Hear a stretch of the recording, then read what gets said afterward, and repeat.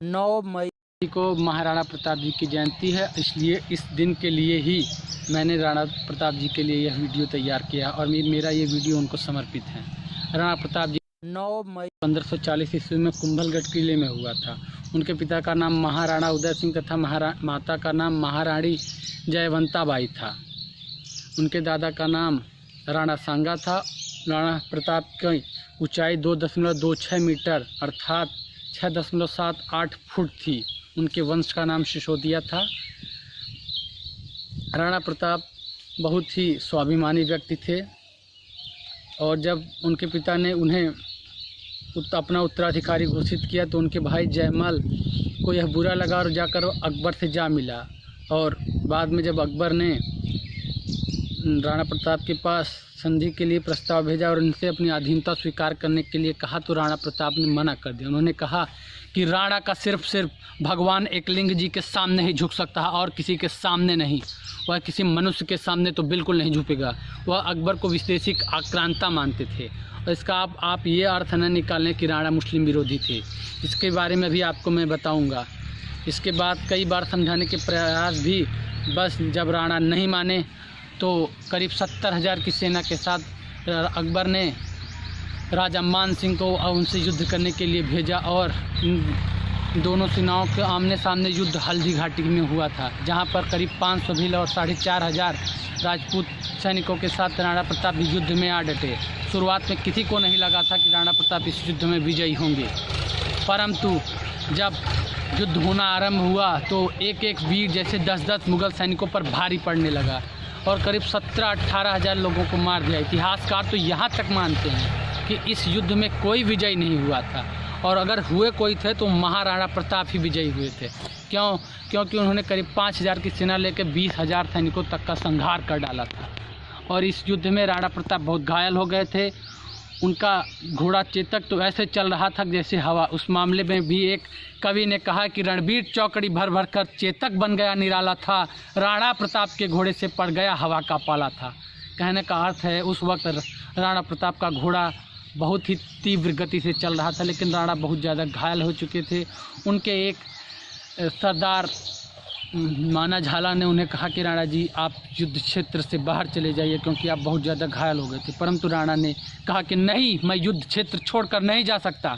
इससे कायरता, उन्होंने कहा यह कोई कायरता की बात नहीं है राजन, आप जिंदा रहे तो हम फिर से स्वाधीनता का युद्ध लड़ सकते हैं, आपके बिना यह युद्ध लड़ना असंभव है। उस समय राणा प्रताप के बहुत मन न होने पर भी, बहुत सरदारों के कहने पर भी वो वहाँ से चले गए, लेकिन और उनके जाने से पहले सरदार माना झाला ने उनका वह मुकुट उठाकर अपने सर पर रख लिया और शत्रु सेना में घुस गए। शत्रुओं को लगा कि यही महाराणा प्रताप है और वो उन पर टूट पड़े। उस समय राणा प्रताप कुछ दूर निकल गए थे, लेकिन मुगल सैनिकों की एक टोली ने उन्हें देख लिया, उसने उनका पीछा किया। लेकिन उस समय तक जब उनके भाई शक्ति सिंह ने ये देखा तो भ्रात प्रेम से उनका हृदय द्रवित हो उठा। वह उनके पीछे अपना घोड़ा दौड़ाया और उन सभी सैनिकों का वध कर दिया। उस समय तक राणा प्रताप एक नाले के पास पहुंच चुके थे और चेतक भी बहुत ज़्यादा घायल हो चुका था, उसका एक पैर टूट चुका था। फिर भी उसने 26 फुट लंबे नाले को एक ही छलांग में पार कर दिया और वही चेतक की अंतिम छलांग थी। उसके पश्चात उसकी मृत्यु हो गई। महाराणा ने स्वयं उसका अंतिम संस्कार किया और हल्दी घाटे में उस जगह पर अब भी चेतक की समाधि मौजूद है। इसके पश्चात यह जब जंगलों में अपने परिवार के साथ रहने लगे तो उन्होंने काफ़ी दुख झेला। राणा ने प्रण लिया जब तक वो मेवाड़ को शत्रुओं से आज़ाद नहीं करा लेते वह घास के बिछौने पर सोएंगे और रूखी सूटी खाकर अपना जीवन गुजार देंगे। वह राजमहलों का सुख बिल्कुल नहीं भोगेंगे। इसके पश्चात बहुत सारे उत्साही योद्धा उनके पास है कि महाराणा हम आपके साथ हैं, आप युद्ध करें, हमें कोई वेतन नहीं चाहिए, सिर्फ हम मातृभूमि की आज़ादी चाहते हैं। लेकिन राणा ने कहा नहीं, बिना रसद और अन्य हथियारों के बिना आपूर्ति के ये युद्ध नहीं हो सकता, यह आत्महत्या के समान है। उसी समय उनके महामंत्री भामाशाह वहाँ आए। उन्होंने कहा, महाराणा, हमारा जो धन है वह आप ही का धन है। पूर्वजों द्वारा जो धन संचित किया गया है वह सिसोदिया खानदान की ही देन है, इसलिए मैं वो आपको वापस देना चाहता हूँ। राणा ने उसे लेने से साफ इनकार कर दिया, कहा ये नहीं हो सकता।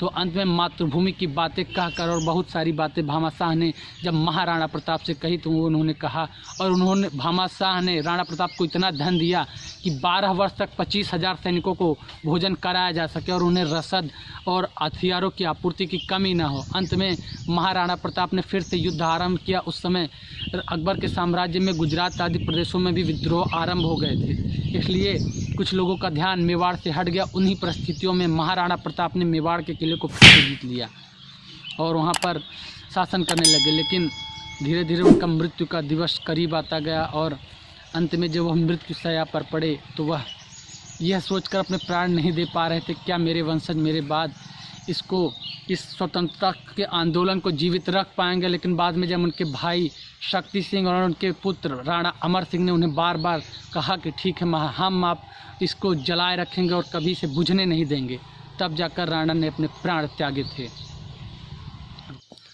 राणा प्रताप की मृत्यु उनकी नई राजधानी चांवड़ में 19 फरवरी 1597 ईस्वी में हुई थी। उनकी मृत्यु पर तो स्वयं अकबर की आंखों में भी आंसू आ गए थे।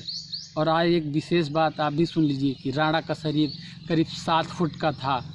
उनके भाले का वजन कहा जाता है कि 70 किलो था, जितना कि किसी आदमी का वजन होता है उतना राणा प्रताप का था। और वह जब अपनी कवच और 2 तलवारों के साथ आते थे तो उनका कुल वजन 210 किलो हो जाता था। हमारे देश में ऐसे ऐसे महापुरुष हुए हैं। अकबर ने एक बार उनसे यहाँ तक कहा था कि आप आधा हिंदुस्तान ले लीजिए और हमारी स्वाधीनता स्वीकार कर लीजिए, परंतु राणा ने उसे इनकार कर दिया। आजकल लोग क्या करते हैं, छोटे से स्वार्थ के लिए किसी के साथ भी गठबंधन कर लेते हैं, लेकिन राणा के जीवन से सभी को प्रेरणा लेनी चाहिए।